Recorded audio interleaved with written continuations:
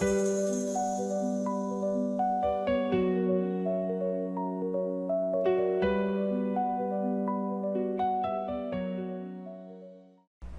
everyone, I'm your host MX2, and in this video we'll be going over the continuation of this robot art. Where I left off, we left it here.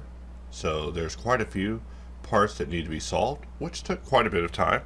So if we jump over to the completed file, we can see the final result. So after going through and solving all of this, which was quite the adventure, we finally get to our end result here. Even though there still is a bit more work that I want to do to it, it is definitely getting there. But I thought this would be a good part in order to cut the next video. The video you're about to see is about 10 hours being cut down to about 30 minutes for the sake of time, because I do value your time. So without further ado, let's go ahead and jump in there.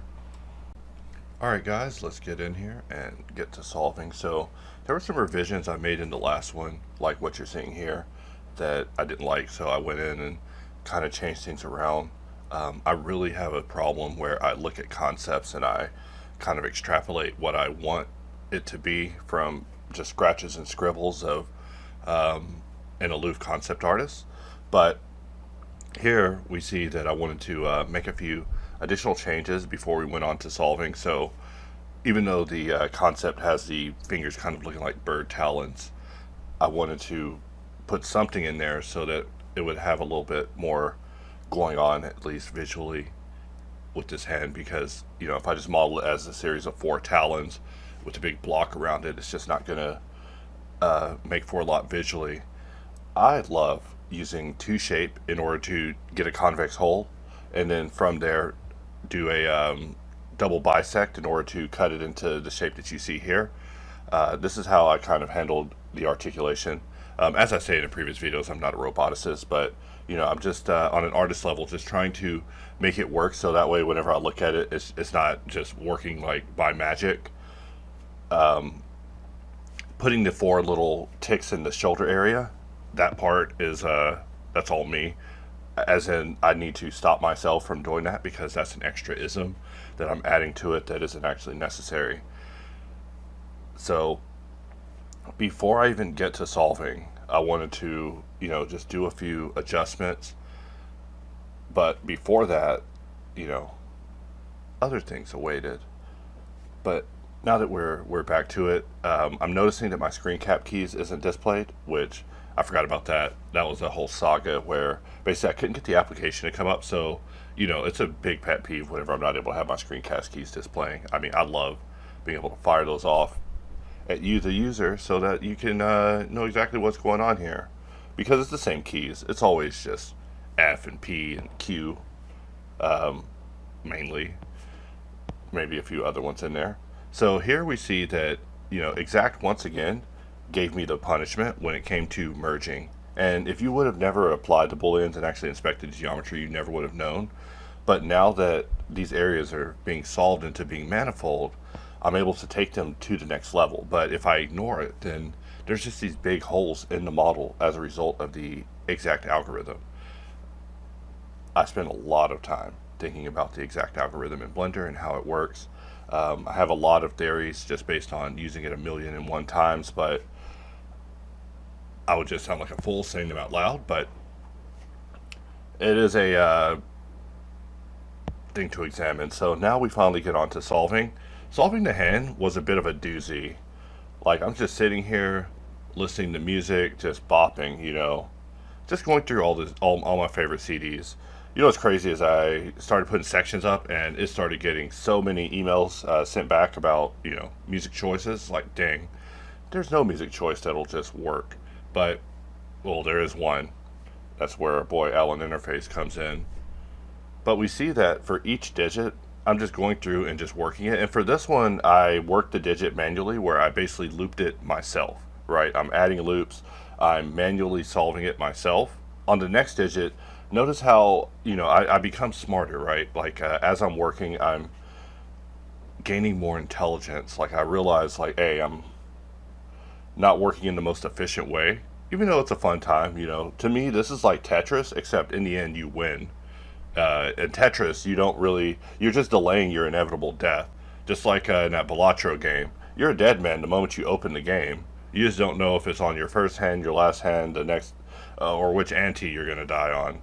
For me, it's usually about a third one because I'm terrible at the game. So here we see me moving on to the next digit, and I became slightly more intelligent. I start using bevel. The benefit of using bevel over manually looping it like I did on the previous digit is that there's a consistent uh, edge density that's going on with the edges now that I'll be able to maintain, and by maintaining it I'll have a very equal looking shape versus whenever I manually loop things, I notice it gives things kind of a variable bevel look, which does give it a more personal appearance, but sometimes you want things to look procedurally identical. So you know, these are just the things I'm thinking about when I'm working, not really trying to lay law or anything here, just my thoughts, guys. But we're getting in here adding loops, and once you have the bevel protect your perimeter, it's a lot easier to solve everything in between. And that was something I was realizing throughout this. I mean, it's something I should already know because I've been doing this for 10 years now, but I still am, surprised by realizing things even still, like, hey, bevel is goat. Bevel's goat. So we are on to the next digit. So all we gotta do is just do this digit and then the next digit and then the thumb, and we can move on to the rest of the hand. But hands are a son of a bitch. That's what I'm getting at here, is that you think it's just it's getting in here making a digit, cloning these digits and whatnot, but it actually is a lot more work to it. And also, as I was messing with this concept, I was like, wow, what have I bitten off here? No wonder so many people are tuning in. I bit off more than I could chew. But I jest, of course. Of course I'm going to complete this model. We're just having some fun here. In fact, the thing I'm really struggling with on my side is dealing with the recording sizes, because I record the videos and the videos end up being 6 gigabytes, which is fine, but you have like 4 or 5 of these and you try to load them into Camtasia, and then the RAM is running out, and then Firefox is eating the RAM too, and everybody's just eating RAM. Everybody's eating good except for me in the video editing application. So I guess the point is I got to find a better video application adjuster. What's crazy is I was actually able to ask ChatGPT. I was like, hey, what's a good video editor?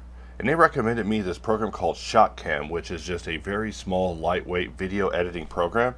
And I've been using it to just compress videos, to edit audio tracks, to just export things out, just to do, and this is the most lightweight open source thing ever. There came another part where I had to ask it for assistance on dealing with audio, right? So I asked ChatGPT, I'm like, hey, Audacity's pretty much evil, so they're like a non-starter now. Is there a better application for dealing with audio? And that was where basically it came up and told me about this program called, I think it was Clip Studio? No, uh, Ocean Audio.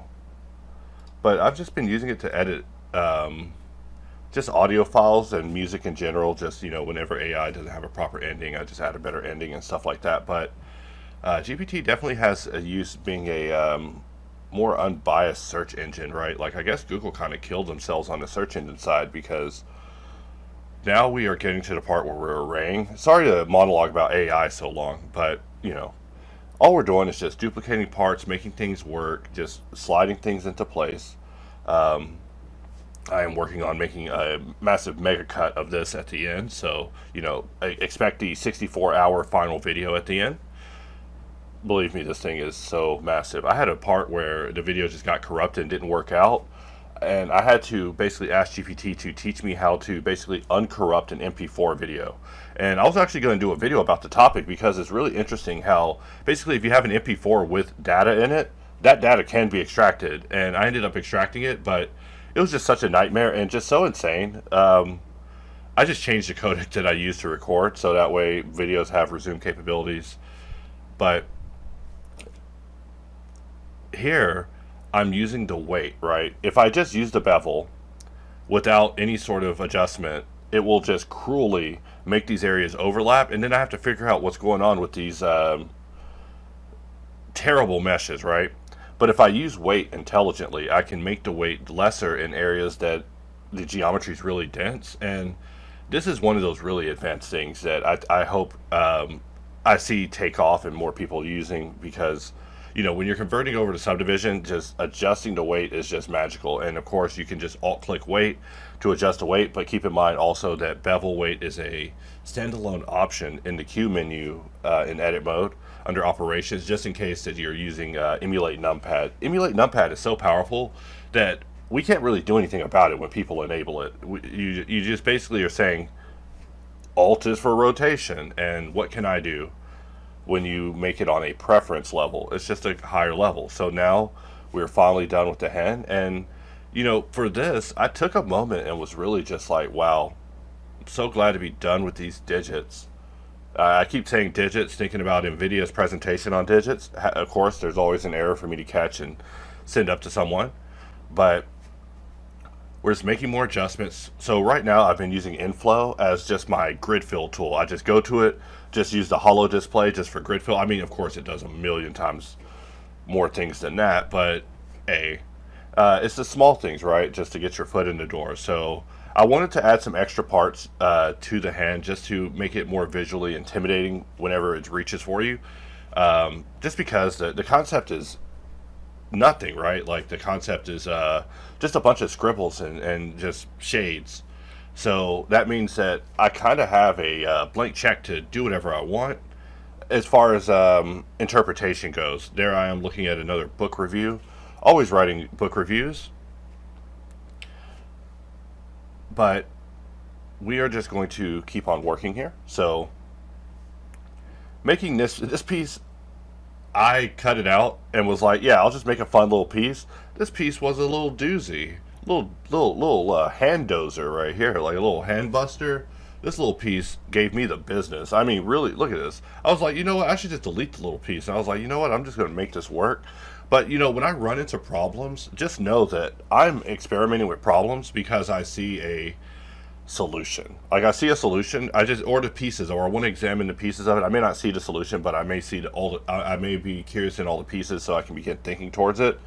So just some sort of crazy stitcher of faces would be crazy, right? Like a tool where you clicked and dragged and you selected all the edges around a hole, and then you were able to isolate and choose how you stitched up a hole would definitely be a interesting thing for this sort of workflow. I mean, I'll never stop thinking about easier ways to make these things easier. I mean, of course, the easiest thing is to give up and just let NVIDIA generate it for me with their latest technology. I mean, we literally bought so many GPUs, we created our own demise.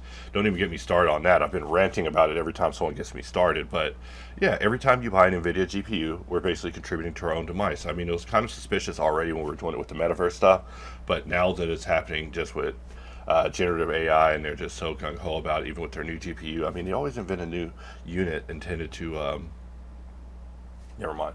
So all these faces on the inside, they're flatties, but the game is making them meet.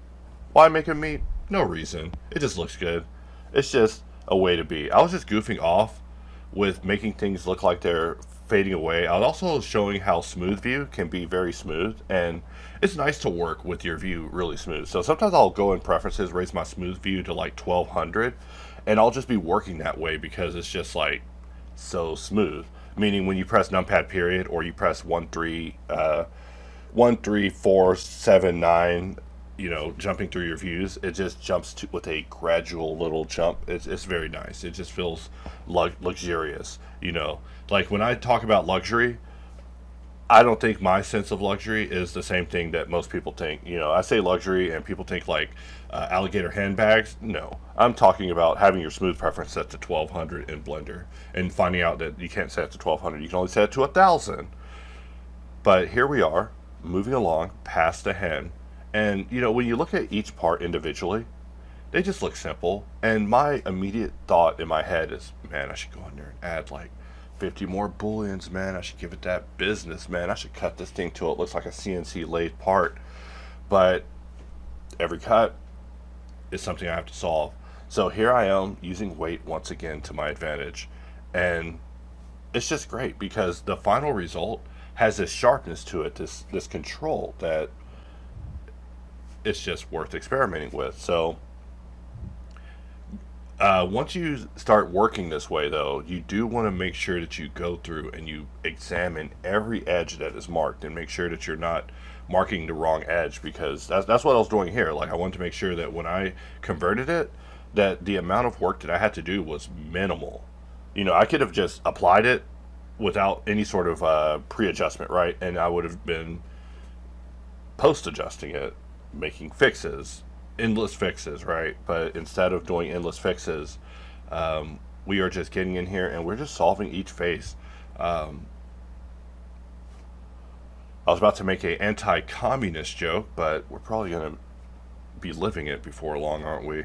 So, continuing on, we're going to continue to just get out the red. The red's there, the red scare, but not there. Once it turns yellow, it's the yellow scare, and the yellow scare isn't so bad, right? We're not as scared of the yellows, because the yellows are terminators of edges, and as long as an edge is being terminated, it just means that the flow stops there, the buck stops there, and that's not bad. But having everything crease in the middle, you didn't see how I solved it there, but I just dissolved one edge and it went back to being smooth. But because that part isn't even visible, it doesn't matter. So I did notice that there were a few flip faces, so I went through and flipped those, and then took a moment to play Balatro. This game is so fun to me. I love that I get in, I play it, I lose, I'm back to work. I get in, I play, I lose, I'm back to work. Most games want you to play them forever. With this game, I just go in, play a few hands of cards, realize that I'm not good at cards. I don't have a gambling bone. I don't even have the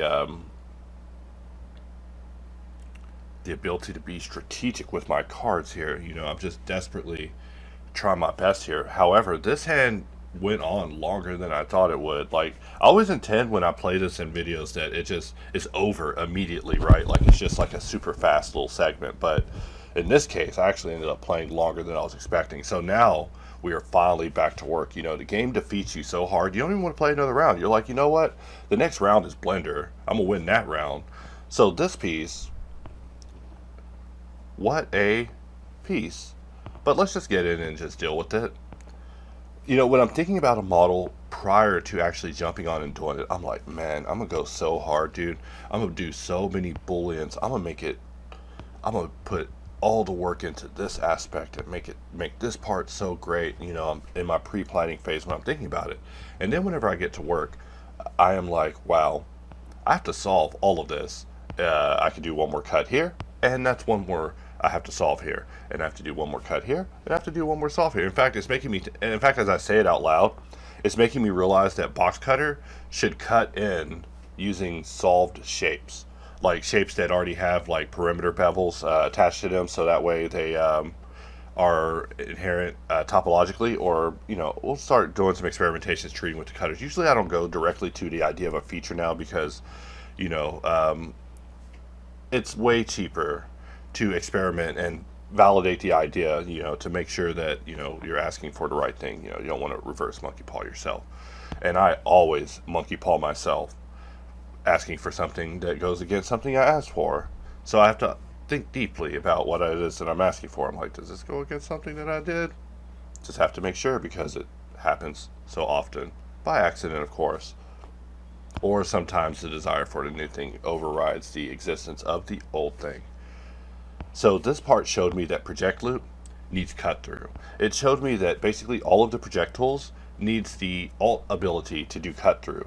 So this is something that we'll be looking into in the future, but I mean, a great unification needs to probably happen with all of them. So instead of adding it to each feature, it just needs to be greatly unified and then turn into just projector. But these are thoughts that they're just loose thoughts, like bolts in my gas tank, just dinging around in my head while I'm working. These are the things I think about while I'm listening to music. I mean, I'm also talking at the same time as this. I decided in the middle of this that I would start doing real-time narration with 3 audio tracks, right? So it has the audio track of me, it has the audio track of my music, and then it has the audio track of the voiceover plus the music, and then it has the audio track of my raw microphone that's in my headset that I'm just talking in. So I go in Balatro and I'm out of Balatro just like that. So now I added this little piece and decided I was going to detail it up. Just a little circular, I just can't stop with the circulars. What's crazy is I've done so many circulars over time, and now you guys are seeing me just solve circulars just on a regular basis.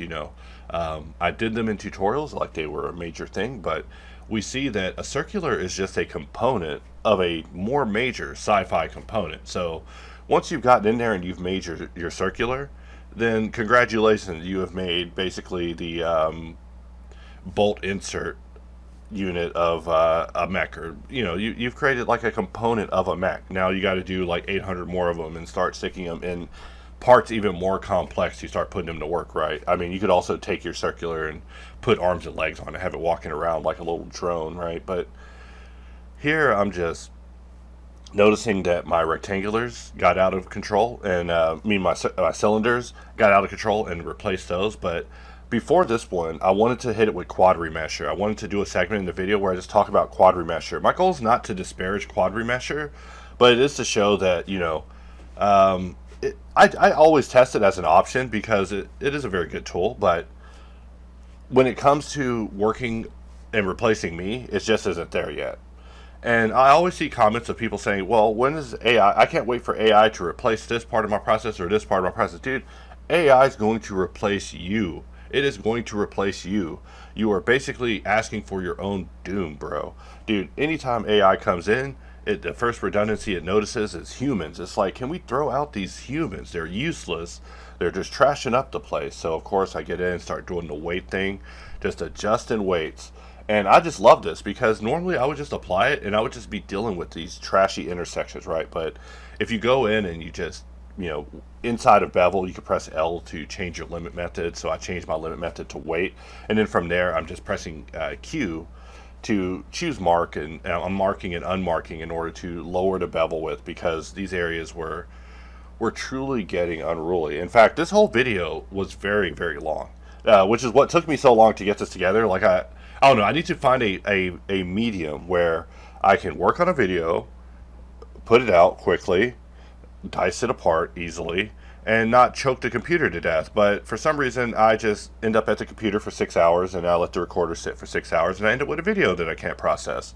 So that's the story of my life. So I'm trying to figure out a way to offset it to, I don't know, like a Zowie box or a NDI system or something, where I can just be recorded, and then I'll just come get the footage at the end of the day and deal with it. And that would actually be way cooler if my footage was just automatically recorded. So just know that when I sort it out, I will become a video machine, you guys. But for now, struggling with basic computer video BS, and it's terrible.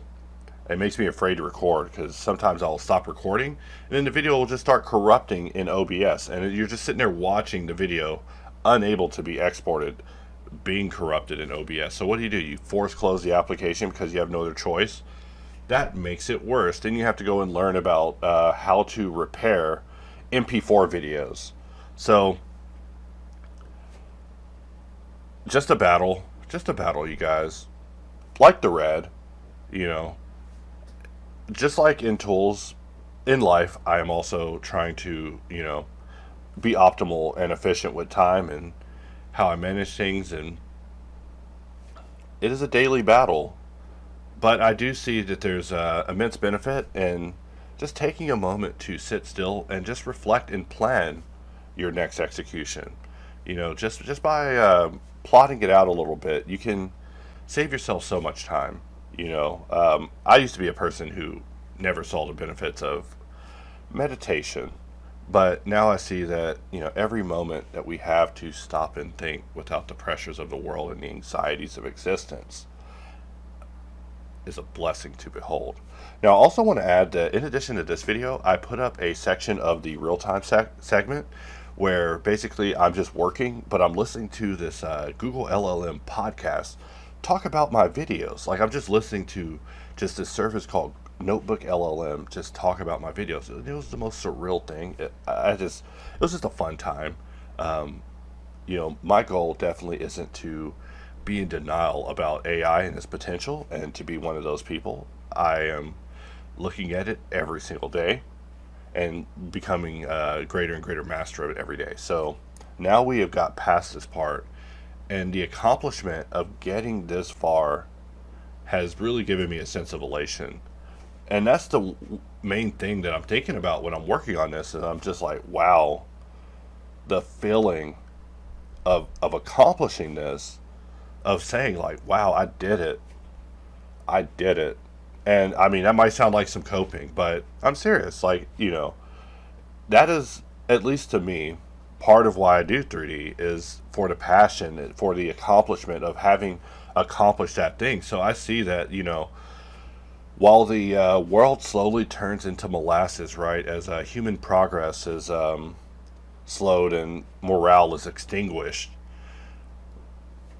the sense of accomplishment you get from doing things does grow, at least to me, because I could have just took the image, stuck it in some sort of crap platform, right? Been like, hey, generate this as a mesh, but why do we get in here and do this? Why do we solve a mesh? Why do we make the mesh right ourselves? These are the questions we ask ourselves, like me and my friends, we get together, we have these discussions just about the future and technology and survival and all these things. And, it always comes down to just philosophically, your own personal purpose. And are you driven enough by that purpose to basically fight to make it a reality? Or are you going to just give up? Or is your dream so fickle and paper thin that you can just hand it off to a machine to be accomplished? Because there's nothing wrong with that, but for an idea that's worth pursuing, then that might be where human effort comes in, right? Like, you would want to deal with that as a human. I never use project grid, but here I am using it, and I realized that I should add G for translate. But in any case, I was very proud of myself for completing this.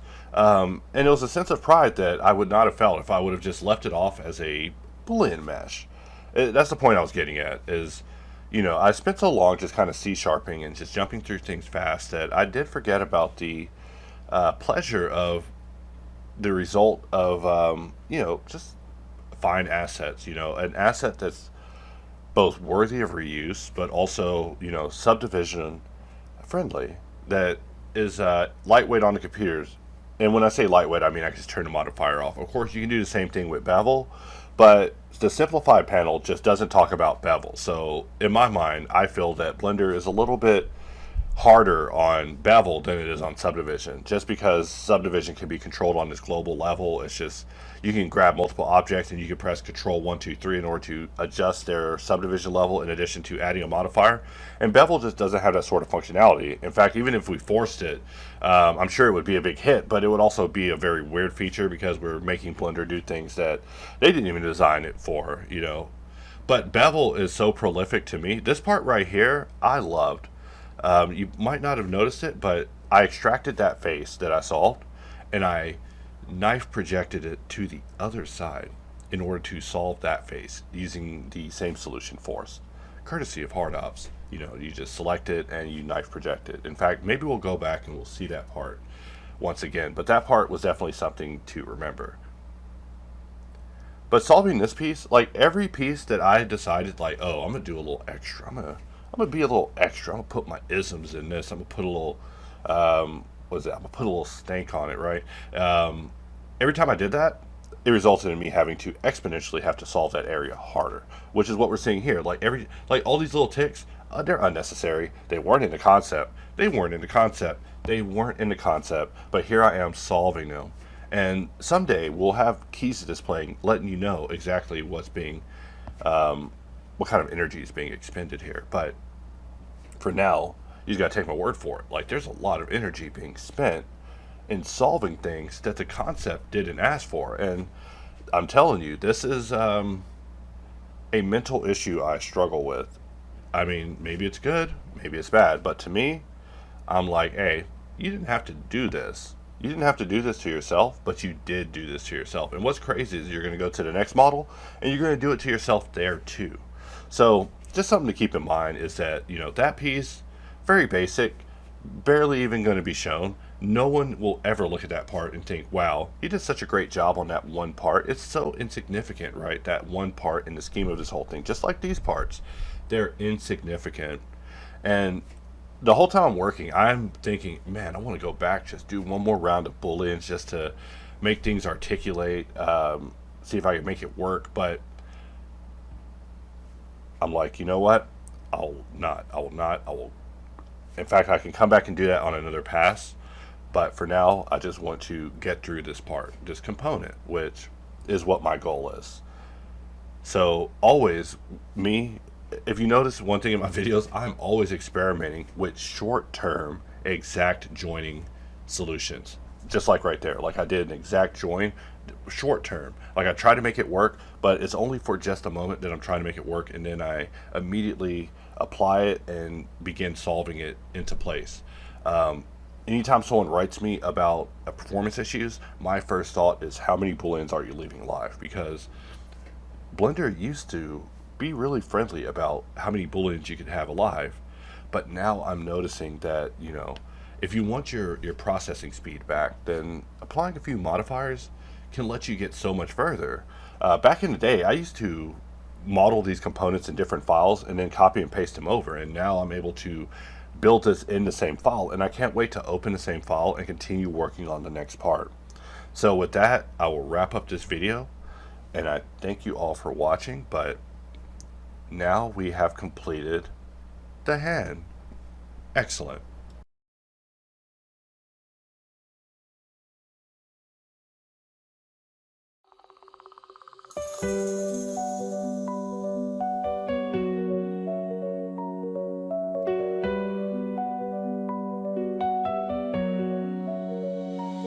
Step right up, heroes, it's your lucky day. Trade your lives for glory in a special way. No need for fame, no need for renown. Just step into the wasteland and lay it all down. Got a sword in your hand? Yeah, that's cute, but let's be real. Your journey's en route to the king and his slab, where legends are made in a mix of goo and blood that'll never fade. Wet, spilchy, distant. Oh, you'll be struck down, yeah, sliced or smashed. Your viscera splattered, your bones freshly hashed. But don't be sad, don't wallow or cry. You're becoming part of something that'll never die. Cement your legacy, be the glue in the wall, where your soul echoes in a timeless hall. No need for tombstones, no names to engrave. You're immortalized in gore, forever brave. Glue and bones, a legacy of stones. Picture this, your ribs as mortar, your marrow the paste, your liver smeared lovingly, nothing goes to waste. The king slaps your remains on his grand design, brick by brick, your destiny's divine. Got dreams of honor, well here's a twist. You're not a knight, you're a mist. The fog will take you, it's a one-way ride. Your story's done, but the walls won't hide. Feel that? That's the slab sweet kiss, turning you to jelly, it's pure bliss. Your skull, a cornerstone, your flesh, a blend. Your guts, oh friend, they're the start, not the end. Cement your legacy, be the glue in the wall, where your soul echoes in a timeless hall. No need for tombstones, no names to engrave. You're immortalized in gore, forever brave. And bones, a legacy of stones.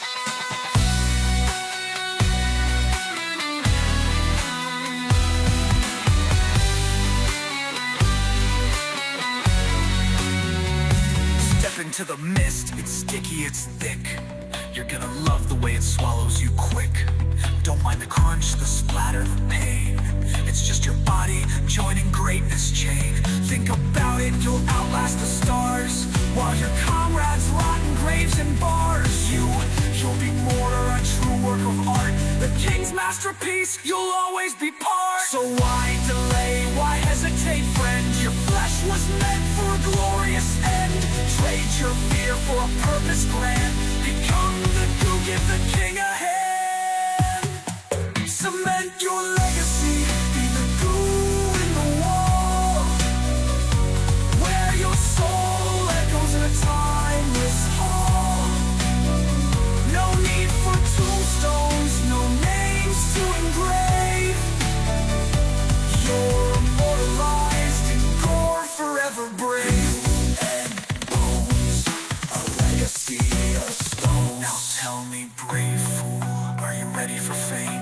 Ready to splatter, to enter the game? Are you prepared to be crushed into mush and have a legacy greater than dust? No, then turn away, you pitiful soul. But if yes, step forward, your body's the toll.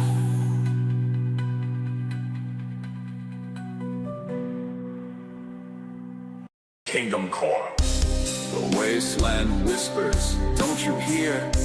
A voice in the mist, drawing you near. The ground shifts red, the fog crawls tight. No escape, no savior, just endless night. The wasteland king waits, his slab in hand. You're not a warrior, you're part of his plan. Heavy fought, faint but faint, a call. A knight strides in, his armor gleams. He marches with pride, chasing his dreams. But the mist surrounds, pulling him close. And in its grasp, his fate is imposed. The king's slab descends, swift and true. His journey ends, and his purpose renews. And his purpose renews. The call. His armor folds, his body reshaped. The castle rises, his destiny's draped. Each curve and edge becomes its frame, a silent monument to his name. The mist thickens, the walls stretch high, a tower of shadows under a blood-red sky. Next comes a deserter, fleeing the fight, hoping for safety, escaping the night. But the wasteland beckons, there's no reprieve. The king approaches, and he cannot leave. The slab connects, his story rewinds. A cornerstone now, his memory binds. This comes a deserter, fleeing the fight. The arches grow tall, formed with care. Their lines precise, their structure rare.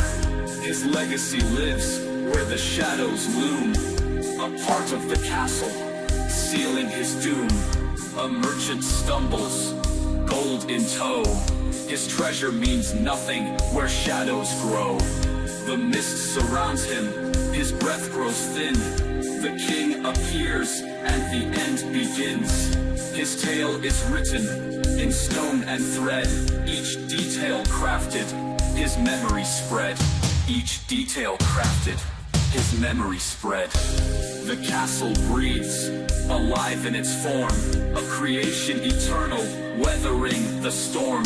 Every step, every stone, a story unfolds, each piece a witness to tales untold. Distant murmurs, heavy winds, a poem. The walls rise higher, their edges defined, built from the past, where lives entwined. The wasteland king reigns, his work is clear. Each step of his journey draws others near. Each step of his journey draws others near.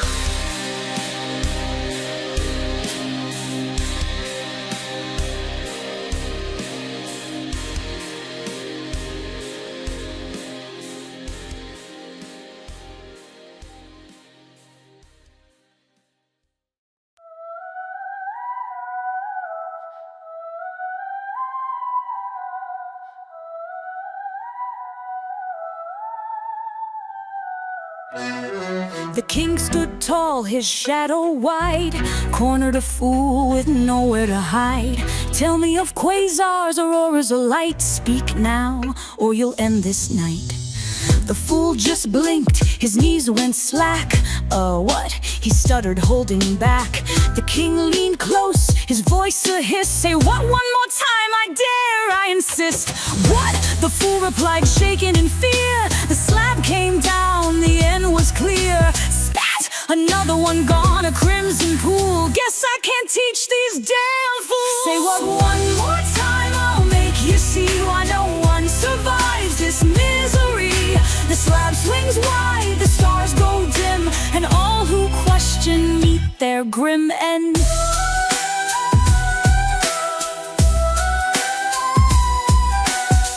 Next came a night, trembling pale. Speak of planets, comets, or a solar gale. The night just froze, his lips ajar. The king snailed, "Do you know what quasars are?" "What?" the knight replied with a grin. The king's patience broke, his fury kicked in. The slab swung wide with a deafening crack. Bones turned to dust, the world went black. "Say but one more time, I'll make you see why no one survives this misery." The slab swings wide, the stars go dim, and all who question meet their grim end.